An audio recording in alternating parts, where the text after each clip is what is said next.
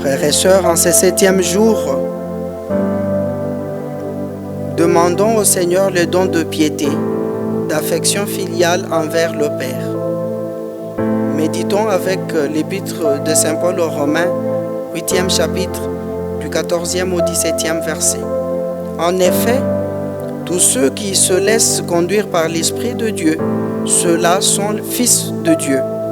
Vous n'avez pas reçu un esprit qui fait de vous des esclaves et vous ramène à la peur, mais vous avez reçu un esprit qui fait de vous des fils, et c'est en lui que nous crions « Abba », c'est-à-dire « Père ». C'est donc l'Esprit Saint lui-même qui atteste à notre esprit que nous sommes enfants de Dieu. Puisque nous sommes ses enfants, nous sommes aussi ses héritiers. Héritiers de Dieu, héritiers avec le Christ, si du moins nous souffrons avec lui pour être avec lui dans la gloire.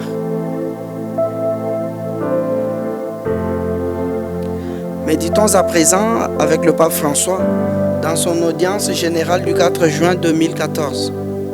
Nous voulons aujourd'hui nous arrêter sur le don du Saint-Esprit qui, très souvent, n'est pas bien compris ou considéré de manière superficielle et qui touche le cœur de notre identité et de notre vie chrétienne.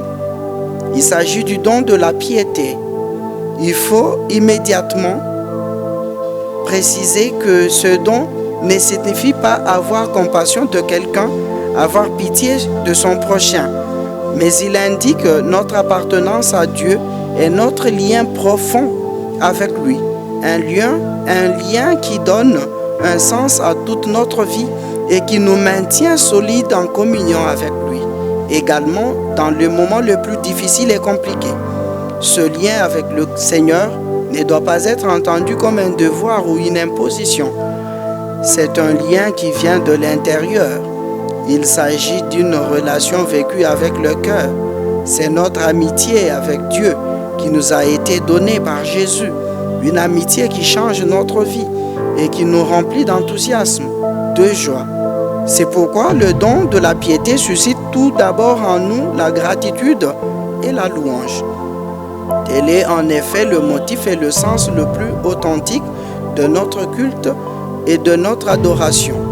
Quand l'Esprit Saint nous fait percevoir la présence du Seigneur et tout son amour pour nous, il réchauffe notre cœur et nous incite presque naturellement à la prière et à la célébration.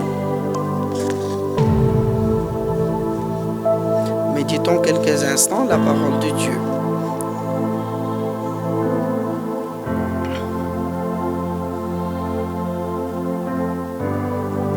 Prions le Seigneur.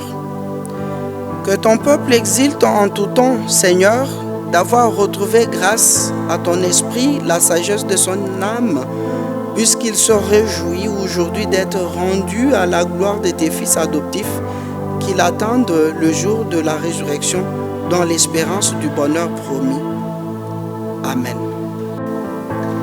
Notre Père qui es aux cieux, que ton nom soit sanctifié, que ton règne vienne, que ta volonté soit faite sur la terre comme au ciel.